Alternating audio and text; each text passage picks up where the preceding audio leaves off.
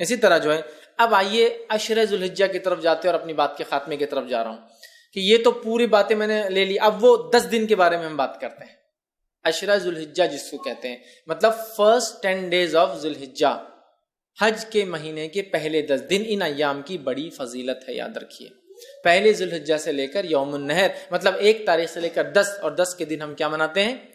عید مناتے ہیں، یاد رکھیے، بقرعید جس کو کہتے ہیں عام زبان میں، ٹھیک ہے؟ تو یہ 10 دن کی فضیلت کیا ہے اس کی طرف ہم بڑھتے ہیں۔ تو ذوالحجہ کے پہلے 10 دن کی فضیلت کے تعلق سے نبی اکرم صلی اللہ علیہ وسلم فرماتے ہیں، صحیح بخاری کی روایت ہے، غور سے سنیے کتنی فضیلت ہے ان دنوں کی، جس کو ہم بہت ایزی، بہت آسان اور بہت معمولی سمجھتے ہیں۔ حدیث کے الفاظ ہے، ذوالحجہ کے ابتدائی 10 دنوں کے مقابلے میں دوسرے کوئی ایام ایسے نہیں جن میں نیک عمل اللہ کو ان دنوں سے زیادہ محبوب ہو۔ مطلب ذوالحجہ کی پہلی 10 تاریخ میں جو اعمال انسان کرتا ہے اللہ کو اتنے پسند ہے کہ اتنا پسند اللہ کو باقی دوسرے دنوں میں کیے گئے اعمال محبوب نہیں ہیں۔ صحابہ کرام نے عرض کیا، اللہ کے رسول صلی اللہ علیہ وسلم کیا جہاد بھی نہیں؟ تو فرمایا اللہ کی راہ میں جہاد بھی افضل نہیں ہے۔ مطلب اتنا افضل ہے اس مہینے میں اعمال کرنا کہ ایک آدمی عام دنوں میں اگر جہاد بھی کرے تو ان دنوں میں کیے گئے اعمال کی برابری نہیں کر سکتا۔ تو آپ نے ہاں جہاد بھی نہیں سوائے اس مجاہد کے جو اللہ کی راہ میں نکلے، جان بھی لے جائے، مال بھی لے جائے، جان بھی چلی جائے، مال بھی چلی جائے، وہ زیادہ افضل ہے، باقی کوئی عمل افضل نہیں۔ مطلب ذوالحجہ کے پہلے 10 دن میں آپ جو عمل کریں گے وہ عمل جہاد سے بھی زیادہ افضل ہے۔ صرف اس مجاہد کے مقابلے میں ہمارا عمل کم ہوگا ان 10 دنوں کا جو مجاہد جان مال دونوں لے کے جائے اور کھپا دے، مطلب ختم ہو جائے، ورنہ باقی سارے اعمال ان دنوں میں افضل ہے۔ تو گویا پتہ چلا ان دنوں میں کیے گئے اعمال سب سے افضل ہے، یاد رکھیے سب سے افضل ہے۔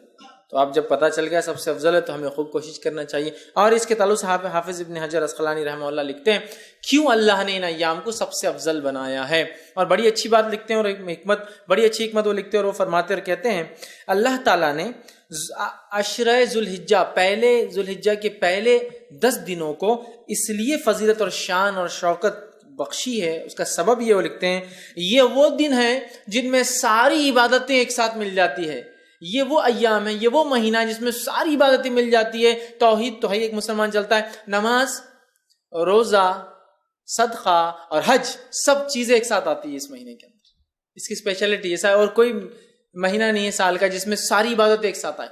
آپ بولیں گے روزہ کہاں سے آ گیا؟ میں آگے آ رہا ہوں روزے کی طرف۔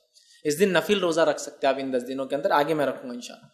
چونکہ ساری عبادتیں وہ کہتے ہیں ایک ساتھ مل جا رہی، سب سے افضل اعمال ہے، تو ظاہر سے صدقہ بھی سب سے افضل اسی مہینے کا ہے۔ تو وہ کہتے ہیں چونکہ سارے اعمال ایک ساتھ مل جا رہے ہیں، توحید تو ہے ہی، نماز ہو جا رہی ہے، روز انسان پڑھتا ہے، روزہ بھی ان ایام کے اندر ہے، پہلے تاریخ سے لے کر 9 تاریخ تک روزہ رکھنا یہ سنت، اور اللہ کے رسول ہمیشہ رکھتے تھے ہر سال یہ روزے، فرسٹ 9 روزے ذوالحجہ کے، پہلے 9 دن کے روزے، 10ویں دن تو عید ہے، ٹھیک ہے، رکھتے تھے۔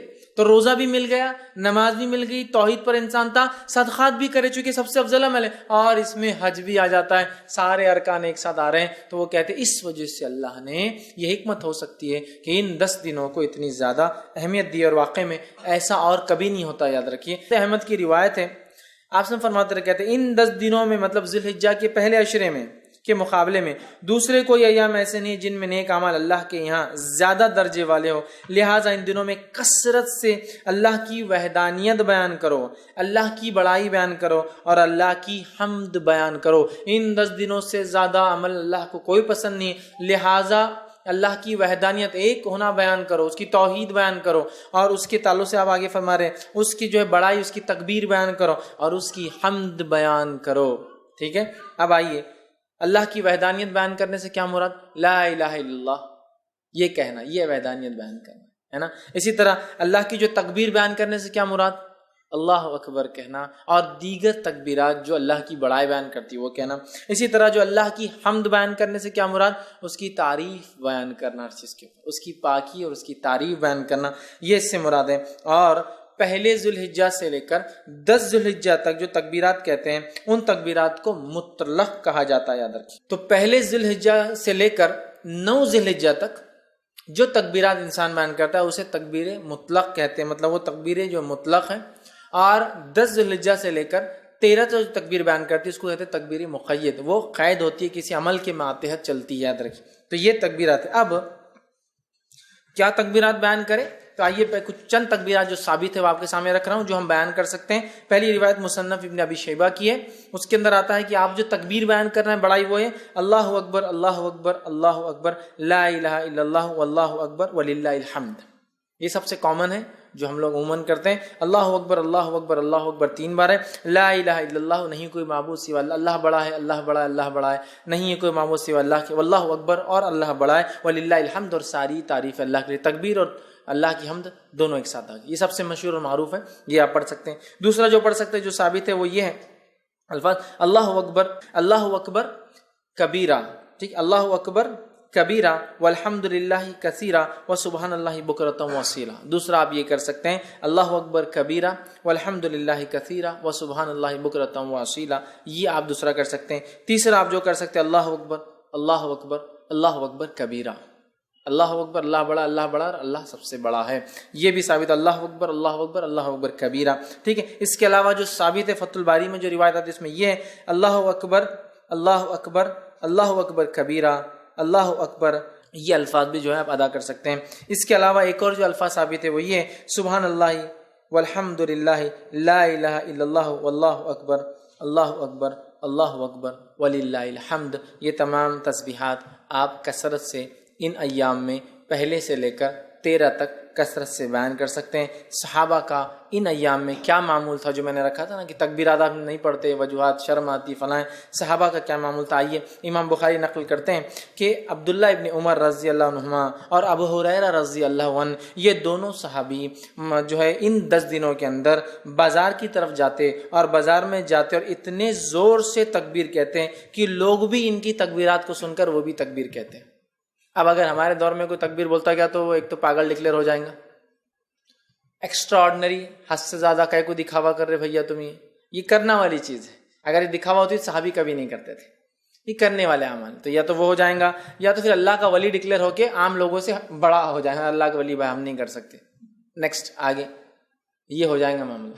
صحابہ نکلتے تھے اتنی زور سے بولتے تھے کہ سننے والے غفلت میں ہیں، بازار میں لوگ مارکیٹ میں بھول گئے، ارے یاد آ گیا ذوالحجہ چالو ہے اور اس کے اپن نہیں بولو تکبیرات بیان، تو اتنی زور سے بیان کرتے ہیں کہ لوگ ان کی تکبیرات سن کر تکبیر بیان کرتے ہیں۔ عبداللہ بن عمر رضی اللہ عنہ کے تعلق سے آتا کہ مینا میں اپنے خیمے میں، مطلب حج کے لیے جاتے، مینا میں اپنے خیمے میں اتنی زور سے تکبیر بولتے کہ آواز مسجد میں چلی جاتی تو مسجد والے تکبیر بولتے، مسجد والے تکبیر بولتے تو آواز بازار میں چلی جاتی تو بازار والے تکبیر بولتے، اور چنانچہ روایت میں آتا ہے کہ مینا تکبیرات سے گونج اٹھتا تھا، بخاری کی روایت ہے، مطلب وہ یہاں بولتے تو مسجد والے سن لیتے، مسجد والے بولتے تو بازار والے سن لیتے، بازار والے بولتے تو اتنی زور سے آواز ہوتی کہ پورا مینا آواز سے گونجتا تھا، لوگوں کی تکبیرات لوگ بیان کریں، جیسے حج میں ہوتا ہے نا، تو یہ حج میں تو کرنا ہی ہے، بازار میں بھی کرتے تھے، مطلب یہ حج کو نہیں کہتے شروعات میں، بازار میں بھی کرتے چلتے پھرتے۔ تو ہمیں خوب تکبیرات اس مہینے میں بالخصوص 1 سے لے کر 10 اور 10 سے لے کر 13 تک بیان کرنا ہے۔ تو اسے پتہ چلا کہ ہمیں چلتے پھرتے اٹھتے بیٹھتے ان میں تکبیرات باواز بلند زور سے بیان کرنا ہے، اور عورتیں چونکہ وہ زور سے نہیں کر سکتی تو وہ پست آواز میں ہلکی آواز میں اپنے گھروں میں کریں گی۔ ہاں اگر گھر میں غیر محرم کے سننے کے ڈر نہ ہو تو عورتیں بھی بلند آواز میں تکبیرات پڑھیں گی۔ سمجھ لیجیے گھر میں صرف محرم ہے، بھائی ہے، والد ہے، بچے ہے، سگے بھانجے بھتیجے محرمات، تو عورت تیز بول سکتی ہے، لیکن ڈر ہو کہ غیر محرم سنیں گے تو پھر پست آواز میں بولیں گے، لیکن عورت بھی بولیں گی، اور میں تو کہتا ہوں عورت ہی پہلے بولے تو پھر بچے بھی بولیں گے، بچے تو ماں سے ہی سیکھیں گے نا، بہرحال تو عورت بھی بول سکتی ہے، ٹھیک ہے۔ اسی طرح جو ہے تکبیرات کے علاوہ ان ایام میں ہمیں کیا کرنا ہے، تو ان ایام میں ہمیں روزے رکھنا ہے۔ کون سے؟ عشرہ ذوالحجہ، پہلے ذوالحجہ کے پہلے عشرے کی بات چل رہی ہے وہ ہماری، تو اس میں کیا کرنا ہے، تکبیرات کے علاوہ روزے رکھنا ہے۔ نبی اکرم صلی اللہ علیہ وسلم کے تعلق سے آتا ہے، صحیح مسلم کی روایت ہے، مجھے اللہ تعالیٰ سے امید ہے کہ اس دن کا روزہ 9 ذوالحجہ 1 سال پچھلے اور 1 سال اگلے گناہ کا کفارہ بنے گا، تو 9 ذوالحجہ کو تو رکھنا ہے، یہ غیر حاجی کے لیے، حاجی نہیں رکھیں گا۔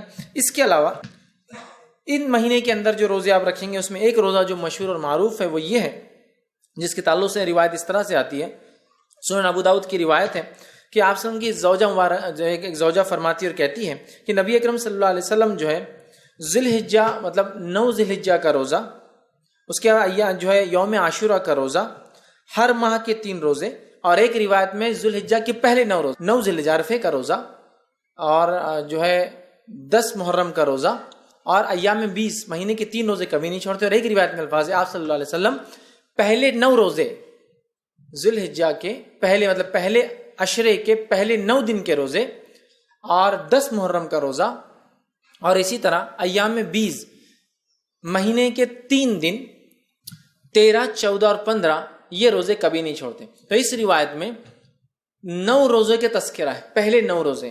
تو پتہ چلا اس مہینے میں روزے بھی رکھنا چاہیے. مسند احمد کی روایت ہے, آپ نے فرمایا کہ تعلق سے آتا ہے, فرمایا آپ صلی اللہ علیہ وسلم کبھی 4 کام نہیں چھوڑتے. عاشورے کا روزہ, عشرہ ذی الحجہ کے 9 روزے, مطلب پہلے عشرے کے 9 جو ہے دن کے جو ہے فاسٹنگ روزے, اور مہینے کے 3 روزے آپ صلی اللہ علیہ وسلم, اور فجر کی 2 سنتیں. 4 عمل کبھی نہیں چھوڑتے. اس میں بھی کیا آ گیا, 9 روزے آپ صلی اللہ علیہ وسلم کبھی نہیں چھوڑتے تھے. تو عشرہ ذی الحجہ میں روزہ بھی رکھیے, تکبیرات روزہ 9 روزے رکھ سکتے ہیں. 9 نہ بھی ہو پائے تو کم از کم 1 تو ضرور رکھیے, عرفے کے دن کا روزہ. ٹھیک ہے, یہ بھی جو ہے اس میں عمل کرنا ہے. اس کے علاوہ چونکہ اس مہینے میں کیے گئے سارے اعمال افضل ہے, لہٰذا نفل نماز کا خوب اہتمام کرے. نفل نماز کے فائدے جو آتے ہیں صحیح مسلم کی روایت میں اس طرح سے آتے ہیں, اللہ تعالیٰ کے لیے اپنے سجدوں کو لازم کر لو. بے شک جب بندہ سجدہ کرتا ہے تو اللہ سبحانہ تعالیٰ کہ اللہ جو ہے سجدے کے ذریعے اپنی طرف تیرا 1 درجہ بلند کرتا ہے, اور اس سجدے کے ذریعے تیرا 1 گناہ مٹا دیتا ہے, اور یہ سال کے ہر وقت ہو سکتا ہے. تو لہٰذا یہ نفل نماز کے فضائل ہے. تو خوب ان مہینوں میں کیا کریں ہم, زیادہ سے زیادہ پہلے تو 9 روزے رکھنے کی کوشش کریں, کچھ نہ تو 1 نفل نمازوں میں اہتمام. فرض تو بہرحال کرنا ہی ہے, اس میں کوئی شک ہی نہیں ہے. نفل نمازوں کا کثرت سے اہتمام, اسی طرح تلاوت قرآن کا کثرت سے اہتمام, اس لیے کہ ہر حرف پہ 10 نے کیے, اور اس سے زیادہ کیا بہتر ہو سکتا ہے کہ ہم ذی الحجہ کے پہلے عشرے میں یہ عمل کریں جو سب سے زیادہ افضل عمل ہے.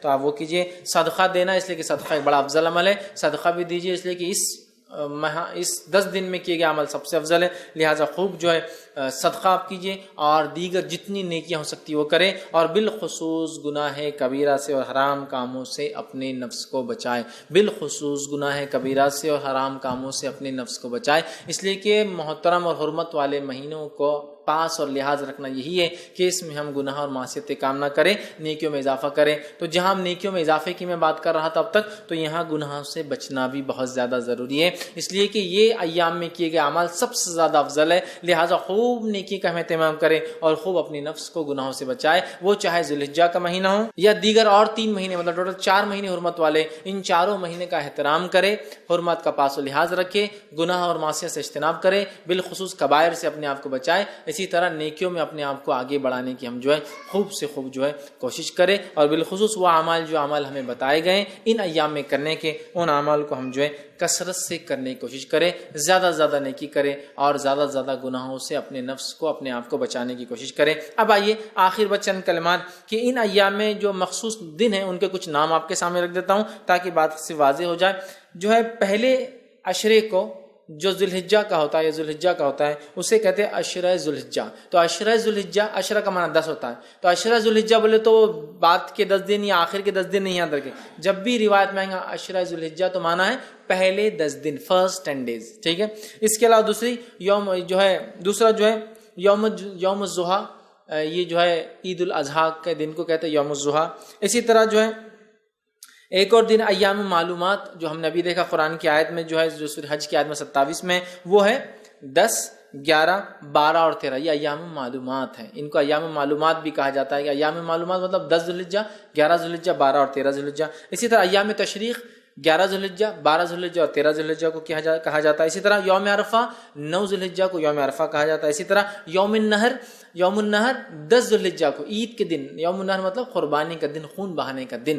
تو یوم النہر 10 ذی الحجہ کو کہا جاتا ہے, عید کے دن کو کہا جاتا ہے. اسی طرح جو ہے یوم الترویہ کہا جاتا ہے 8 ذی الحجہ کو, جب جو ہے حاجی جو ہے مینا میں جو قیام کرنے آتے ہیں, اور یہ بات جو ہے سنن ابو داؤد میں آتی ہے. تو اس کو یوم الترویہ کہتے ہیں جو 8 ذی الحجہ ہوتے ہیں. تو یہ چند نام ہیں. اسی طرح جو ہے لیلۃ الحسبہ کہتا ہے, ایام تشریق کے بعد جو ایک رات آتی 14 کی, اس کو لیلۃ الحسبہ کہتے ہیں. تو یہ چند نام تھے جو ان دن میں ایام تشریق, یوم النہر, عید الاضحیٰ اور اس طرح سے ہم لوگ سنتے ہیں عام طور سے. تو یہ وہ چند چیزیں تھیں جو میں نے بہتر سمجھی کہ آپ کے سامنے